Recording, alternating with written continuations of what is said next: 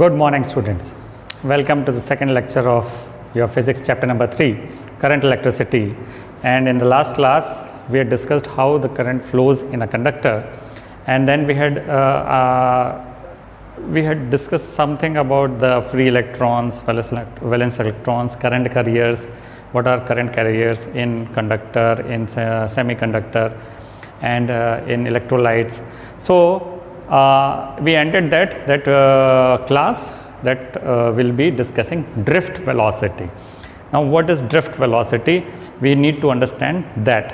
So एक बार फिर से हम रिपीट करेंगे जो उस दिन हमने बात की थी कि in case of conductors, metal conductors, the current carriers are the free electrons और free valence electrons. हमने ये बात की थी तो हमने बोला था कि भाई 1 मीटर क्यूब में जनरली एक कंडक्टर के अगर वॉल्यूम 1 मीटर क्यूब है, इसमें to the tune of 10⁻29 free electrons will be present.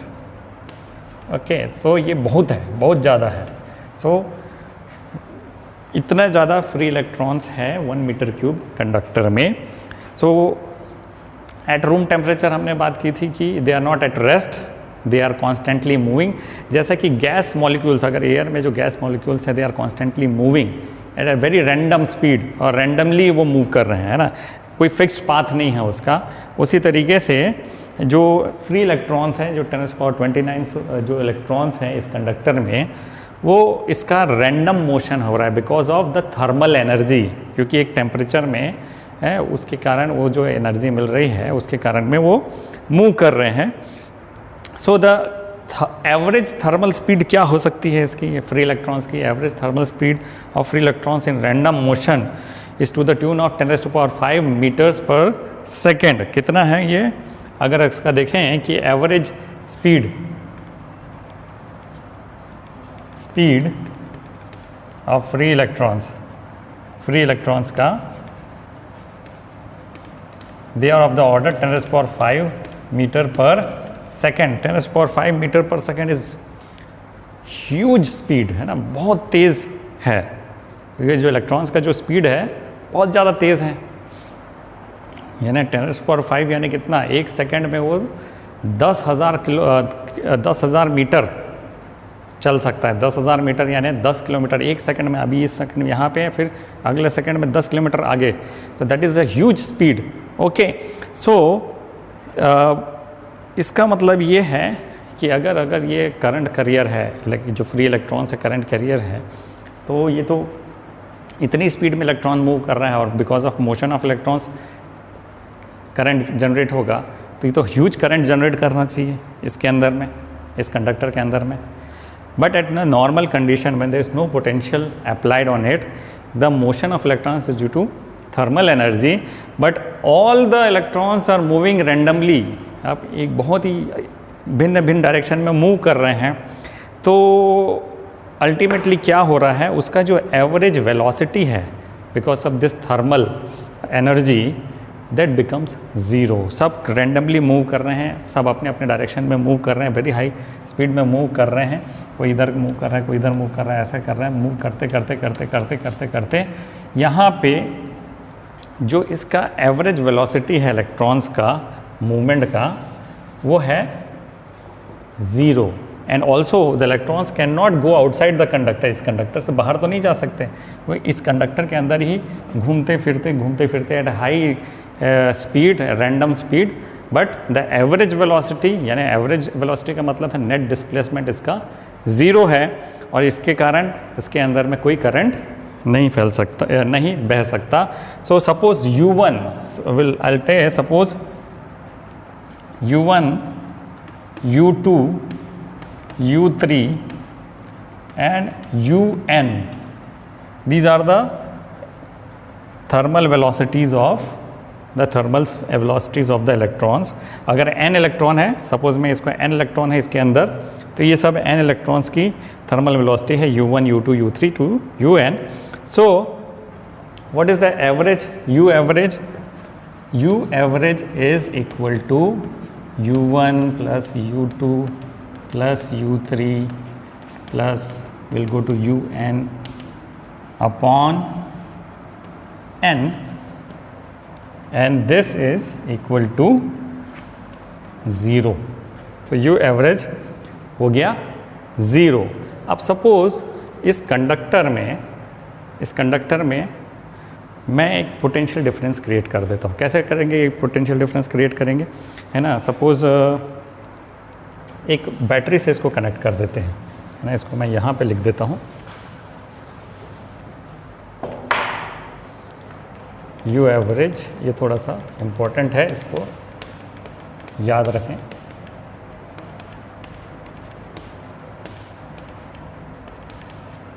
है ना। Now this conductor, suppose this is a conductor and I will connect this with a battery। Okay, अब जैसा कि आपको पहले भी पढ़ा है, जो लॉन्गर एंड है that is positive terminal of the battery and जो शॉर्टर जो लाइन है that is negative terminal. So what will happen here, this A and there is a B end, so A end will be positively charged now, this will be positively charged and this B end will be negatively charged। इसका मतलब ये है कि electrons will start flowing from negative terminal of the cell, enter the conductor from B end and they will be accelerated to the positive end A। Okay, so when some potential difference is applied across the end of the conductor, it will generate an electric field inside the conductor। अब उस electric field का direction क्या होगा, है ना। हमेशा electric field का direction क्या होता है, from positive end to the negative end, है ना। पॉजिटिव टर्मिनल से ये पॉजिटिव चार्ज की तरफ से वो नेगेटिव चार्ज की तरफ। So suppose E is the electric field, इसके अंदर, इस कंडक्टर के अंदर में इलेक्ट्रिक फील्ड है।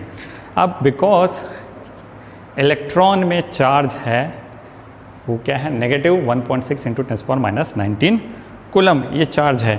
सपोज़ मैं एग्जांपल लेता हूँ, ये इलेक्ट्रॉन है, इसमें नेगेटिव चार्ज है 1.6 इंटू 10⁻⁹ कूलम। तो it will under the influence of this electric field it will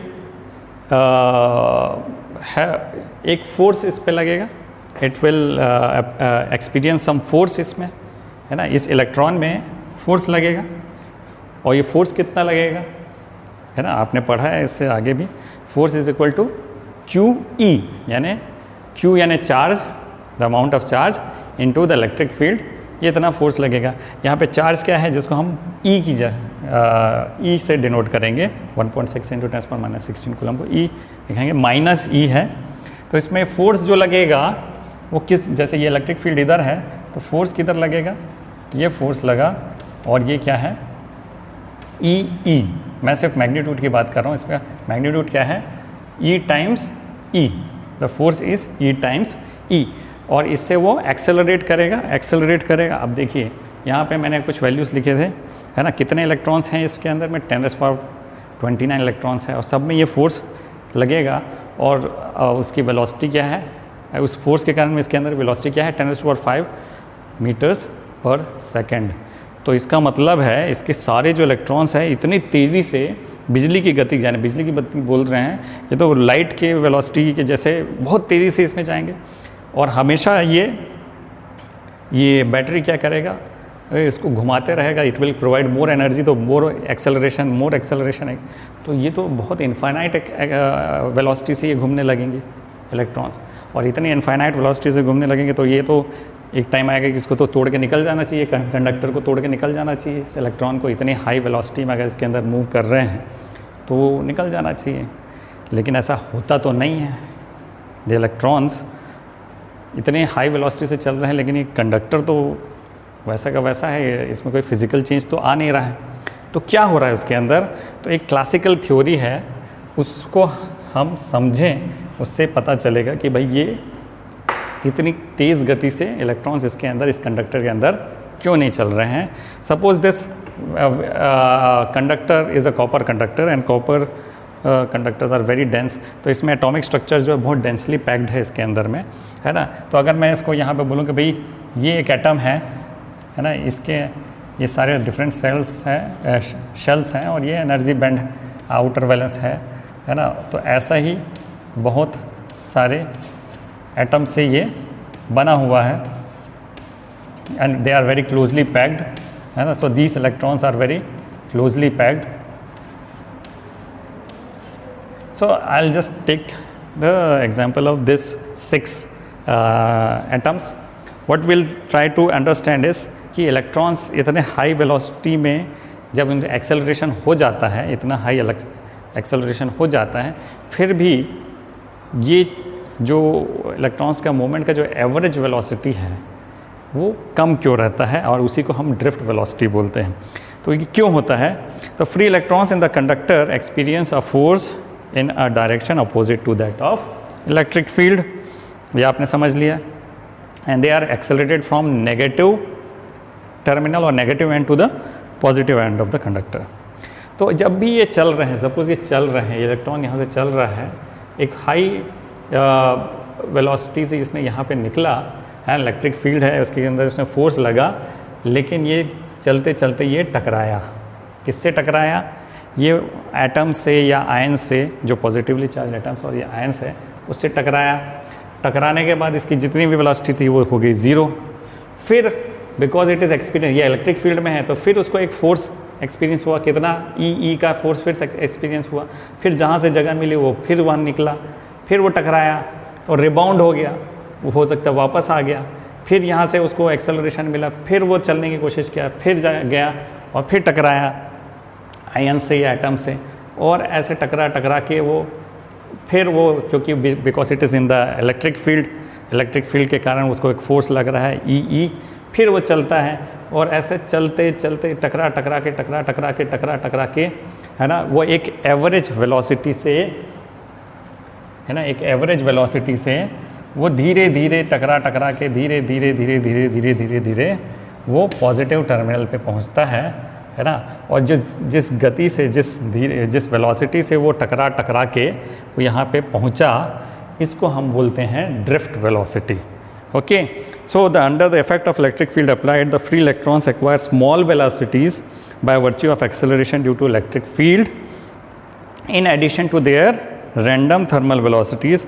Therefore each free electron describes a curved path, है ना. इसका जो पाथ है वो सीधे ऐसा नहीं पहुंच गया, it will describe a curved path, वो आगे पीछे घूम के कैसे भी करके, लेकिन बिकॉज ये इलेक्ट्रिक फील्ड में है, इलेक्ट्रॉन को पॉजिटिव एंड से, नेगेटिव एंड से पॉजिटिव एंड तक जाना ही है ना, तो वो टकरा के भी वो धीरे धीरे वो खिसकते हुए जाएगा, है ना. वो दौड़ते हुए नहीं जाएगा, वो खिसकते हुए जाएंगे. और ये जो खिसकने की जो वेलोसिटी है उसी को ही हम क्या बोलते हैं, ड्रिफ्ट वेलोसिटी. तो therefore each free electron describes a curved path between two successive collisions. The average velocity of all the free electrons is no longer zero, it has some little value towards the positive end of the conductor, and this is called drift velocity. तो चलिए आप define कर देते हैं what is drift velocity, है ना. तो drift velocity is defined as the average velocity with which the free electrons get drifted towards the positive end of the conductor under the influence of an external electric field applied. तो ये इसकी definition हो गई what is drift velocity. आपने समझ भी लिया physically, ये समझ, है ना. ये क्लासिकल थ्योरी है, एक तरीके से बोलें कि ये हमने थ्योरी बनाया है इसको एक्सप्लेन करने का. So the drift velocity of electron, अगर हमने अभी वेलोसिटी ऑफ इलेक्ट्रॉन हमने पढ़ा था 10⁵ metres per second, but drift velocity जिसको हम VD से शो करते हैं, ड्रिफ्ट वेलोसिटी को हम VD से शो करते हैं, ये है 10⁻⁻⁴ मीटर पर सेकेंड, है ना. ये कितना, इसकी किस ऑर्डर में है ये, in the order of 10⁻⁴ metres per second. 10⁻⁴ metres per second यानी 0.1 मिलीमीटर पर second.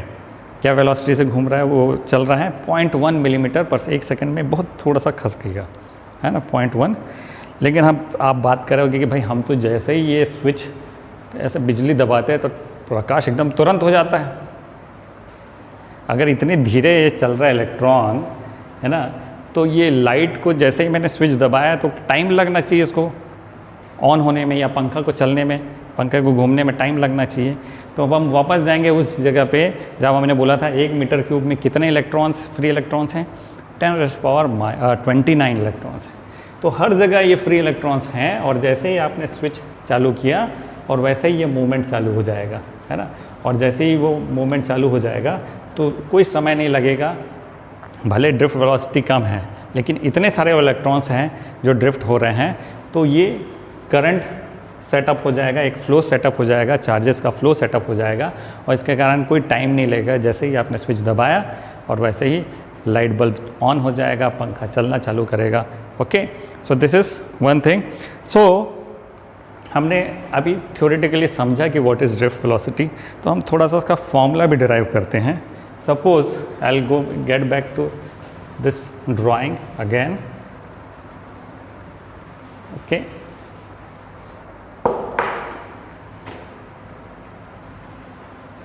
Okay, suppose this battery is creating a potential difference of capital V. This battery is creating a potential difference of capital V, और ये जो conductor है इसका जो length है, यानी इस कंडक्टर का लेंथ टोटल क्या है, L है, इसका लेंथ है L। Okay, so what is, हमने पढ़ा था E is equal to dV upon dx, है ना। इलेक्ट्रिक फील्ड का हमने एक फॉर्मूला पढ़ा था, E is equal to dV upon dx, जिससे हमको ये अगर मैं इसको इस टर्म में लिखूं तो सीधे सीधे E is equal to V upon L हो जाएगा।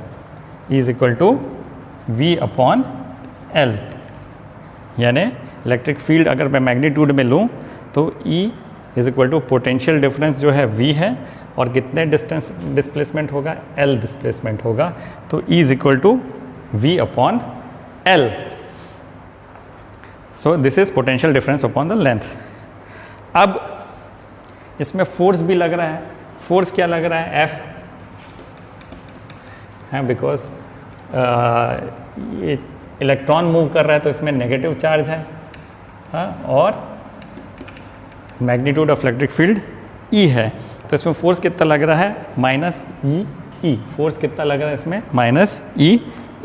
नेगेटिव साइन का मतलब है it is moving opposite to the electric field. Negative sign का मतलब है it is moving opposite to the electric field, opposite to the direction of electric field. अब ये फोर्स है, फोर्स का एक और फॉर्मूला होता है F is equal to mass into acceleration. F is equal to mass into acceleration. अगर ME ये मास ऑफ इलेक्ट्रॉन है, ME क्या है, this is the mass of electron. तो अगर मुझे एक्सेलरेशन क्या है इसके अंदर, इलेक्ट्रॉन में जो एक्सेलरेशन हो रहा है वो क्या है वो निकालना है, तो A अगर मैं वेक्टर फॉर्म में लिखूँ, A is equal to force है minus E upon mass of electron, जिसको हम ME लिख देते हैं यहाँ पे। तो what is the acceleration, acceleration is minus sign, again it is showing the direction, acceleration किस डायरेक्शन में हो रहा है, बट मैग्नीट्यूड क्या है, E into electric field divided by mass of each electron. Okay, तो at any instance of time the velocity acquired of bye the electron having thermal velocity u1 will be, अब हमने एक formula पढ़ा है v is equal to u plus AT, यानी कि किसी भी इंस्टेंट में एक किसी भी बॉडी का वेलोसिटी क्या है, that will be v is equal to u plus AT। तो अगर मैं यह v1, v2, v3 निकालना है तो मैं यहाँ पे सबसे पहले लिख देता हूँ v1 is equal to u1 plus A। अब t की जगह मैं यहाँ पे टाउ लिखता हूँ, tau 1। Now what is tau 1, यहाँ पे इसको टाउ 1 को हम बोलते हैं रिलैक्सेशन टाइम। रिलैक्सेशन टाइम का मतलब है ये इलेक्ट्रॉन जब मूव कर रहा है तो एक जगह टकराया, कहीं पे एक पहला कोलिजन हुआ, फिर वहाँ से फिर चलना चालू हुआ और ये दूसरा कोलिजन हुआ। तो ये जो पहला कोलिजन और जो दूसरे कोलिजन के बीच का जो टाइम इंटरवल है उसको हम बोलते हैं tau 1। This is the relaxation time, इसको क्या भी बोलते हैं, रिलैक्सेशन टाइम। तो ये क्या हुआ, u1 प्लस ए T1 और टाउ वन, सॉरी इसको टाउ बोलते हैं, tau one, where tau one is the time elapsed since it has suffered its last collision with an ion or atom। किससे कोलिजन हो रहा है? ये आयन एटम से हो रहा है। तो टाउ वन क्या है? It is the relaxation time, और रिलैक्सेशन टाइम का मतलब है दो कोलिजन के बीच का जो समय है, दो कोलिजन के बीच का जो समय है उसको हम टाउ वन या रिलैक्सेशन टाइम, ये पहले इलेक्ट्रॉन के लिए हो गया। वैसे ही दूसरे इलेक्ट्रॉन के लिए भी हम लिख देते हैं U2 प्लस ए टाउ 2, है ना, V3 is equal to U3 plus a tau 3। अब मुझे इन जो भी वेलोसिटीज़ हैं जो उसका एवरेज निकालना है, उसका एवरेज निकालना है। तो हम उसको क्या कर सकते हैं? हम सबको जोड़ देते हैं, V1 V2 V3 up to Vn को जोड़ देते हैं, और जोड़ने के बाद उसको divide by the number of electron से मल्टीप्लाई कर देंगे, तो हमको ये एवरेज वेलोसिटी मिल जाएगी, जिसको हम ड्रिफ्ट वेलोसिटी भी बोलते हैं। So Vd is equal to V1 plus V2 plus V3 plus Vn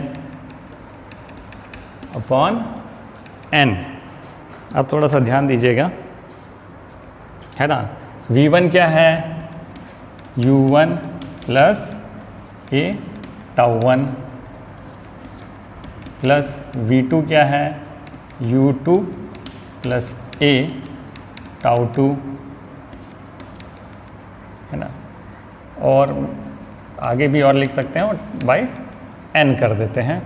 यहाँ पे मैं U1 को सबको बाहर निकाल लेता हूँ, U1 plus U2 plus U3 plus Un upon n, इसको बाहर निकाल लिया, plus a b acceleration common ले सकते हैं, और हम ये कर सकते हैं tau 1 plus tau 2 plus tau 3 plus tau n upon n। हमने अभी थोड़ी देर पहले डिस्कस किया कि जो एवरेज थर्मल वेलोसिटी जो U1 है, ये जो थर्मल वेलोसिटी है, ये एवरेज थर्मल वेलोसिटी अब ये कितना है? 0 है, दैट इज़ 0, ये 0 है, प्लस a, और ये हम क्या लिख सकते हैं? This can be written as the average relaxation time. इसको क्या हम लिख सकते हैं? इसको एवरेज रिलैक्सेशन टाइम, जिसको मैं सिर्फ टाउ से शो करूँगा। ओके, हम इसको किससे शो कर रहे हैं? सिर्फ टाउ से। तो Vd क्या हो गया? Vd is equal to A tau, Vd is equal to A tau, यानी कि Vd is equal to acceleration multiplied by the average relaxation time. ये क्या हो जाएगा? Vd is equal to A into average relaxation time. A हमने अभी निकाला था, A is equal to minus E upon M E.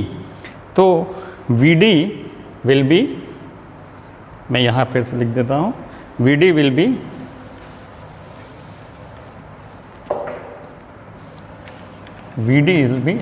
Acceleration minus e, capital e upon M e into tau, and this is the drift velocity. ये formula है drift velocity का, है ना। अगर इसको मैं स्केलर फॉर्म में लिख देता हूँ तो उसको हम बोलेंगे ड्रिफ्ट स्पीड। उसको क्या बोलेंगे हम? Drift speed, average drift speed, है ना। अगर ये अभी वेक्टर फॉर्म में है, this is in vector form, इसको अगर मैं स्केलर फॉर्म में लिख दूंगा तो this will be drift speed. इसको क्या बोलेंगे? ड्रिफ्ट स्पीड बोलेंगे। ओके, सो इससे एक चीज़ और निकल गया कि average relaxation time is equal to mean free path of electron upon drift speed of electron. अब ये फ्री पाथ क्या होता है? फ्री पाथ ये होगा कि जब इलेक्ट्रॉन बिना टकराए दो कोलिजन के बीच का जो डिस्टेंस है वो फ्री पाथ होगा। क्या होगा? वो फ्री पाथ होगा, है ना। ये दो कोलिजन के बीच का जो डिस्टेंस है उसको हम क्या बोलते हैं, फ्री पाथ, यानी बिना टकराए वो इलेक्ट्रॉन कितनी दूरी तक चला, उसको क्या बोलेंगे, free path.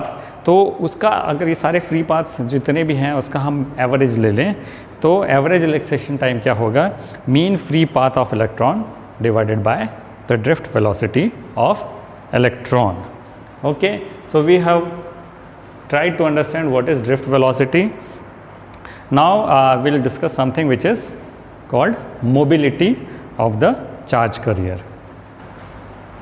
Mobility of a charge carrier is defined as the drift velocity per unit electric field applied.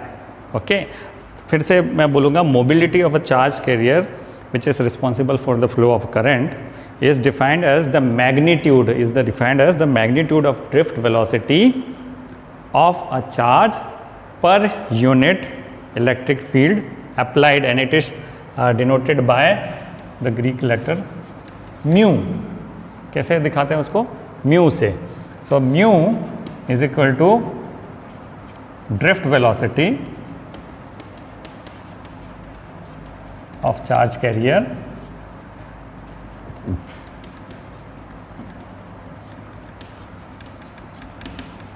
and this is divided by the magnitude of electric field. Okay, so if it can be charge carrier, can be anything, it can be electron, it can be charges, it can be holes, सब. तो हम यहाँ पे सीधे उसमें charge क्या लगा है, क्या है उसमें, if Q is the charge, okay, and then what is the formula, minus हटा देते हैं अभी, फॉर सिर्फ मैग्नीट्यूड ले रहे हैं. This is the drift velocity into tau, है ना. अब इसको हम डिवाइड करेंगे इलेक्ट्रिक फील्ड से, तो यहाँ पे इलेक्ट्रिक फील्ड दोनों का कैंसल आउट हो जाएगा, and what is mobility, it is b q tau upon m, mass of the charge carrier, q tau upon m. Okay, so this is mu of the charge carrier, q tau upon m. For the case of electron, अगर यहाँ पे charge carrier electron है तो उसको मैं लिखूँगा mu is equal to e tau upon mass of electron. So this is mobility of the charge carrier. SI unit is meter square per volt second. इसका SI unit क्या है, metre square per volt second. इसका practical unit क्या होता है, centimetre square per volt second. तो 1 metre square per volt second is equal to 10⁴ centimetre square per volt second, and this is the definition of the mobility of electron, mobility of a charge carrier. Next, what we'll look into is the relationship between the current and drift velocity. इसको हम समझते हैं. Let us consider a conductor, and conductor, it has length, a conductor is of length L, and the area of cross section of this conductor is A. यानी ये area of cross section ये कितना है, A है, और इसका length L है. So what will be the volume of the conductor? Say volume of conductor will be area of cross section multiplied by length. So I'll write it A into L. This is the volume of the conductor. Okay.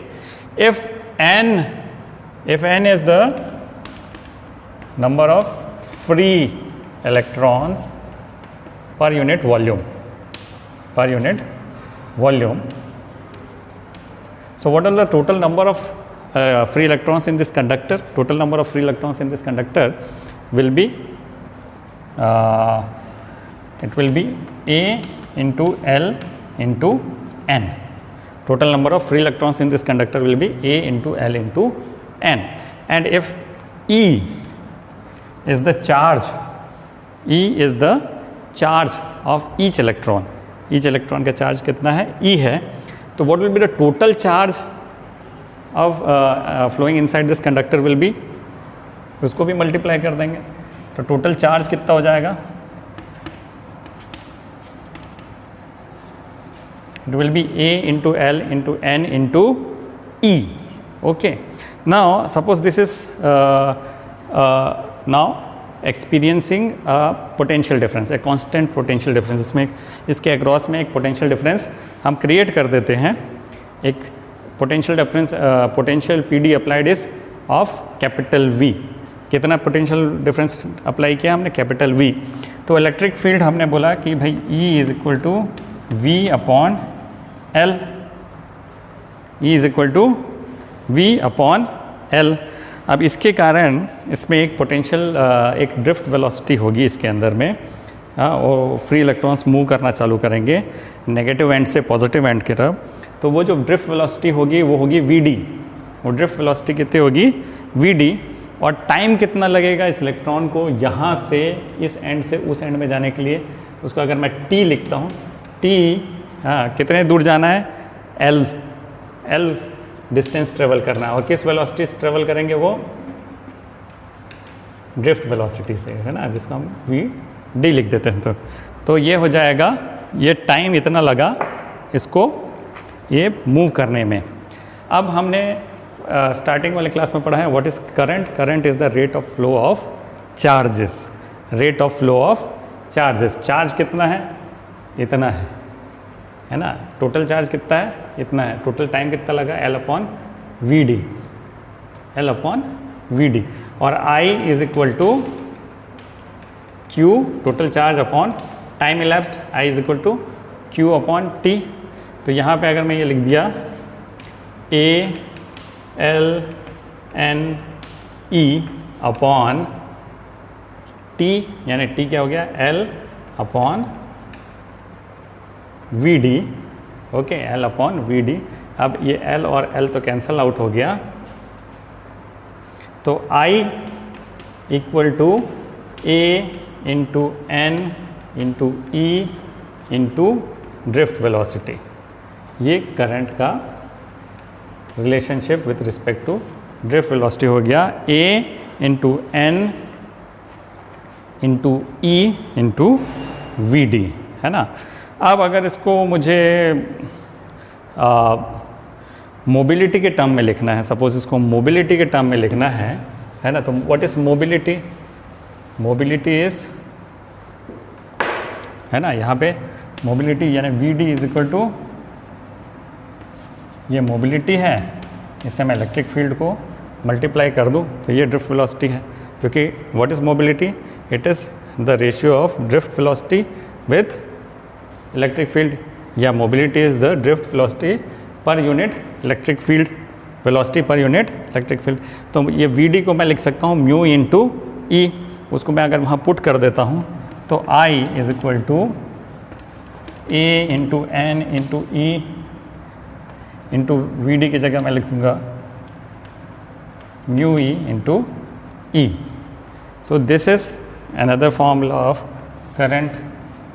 Okay, A is area of cross section, N is the number of free electrons per unit volume, and then E is the charge on electron, mu is mobility, and E is the electric field.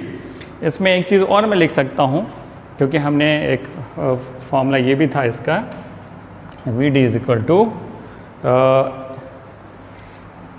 E tau upon ME. ये भी formula था उसका VD का. तो मैं यहाँ पे I फिर से लिख सकता हूँ, I is equal to ANE square tau capital E upon mass of electron. तो ये भी एक रिलेशनशिप है. तो ये तीन रिलेशनशिप आपने देखा, current with drift velocity, current with mobility and current with relaxation time. ये सब चीज़ों का ये रिलेशनशिप है. In the coming class, we'll be studying about Ohm's law. We'll be also discussing some numericals related to drift velocity. Thank you.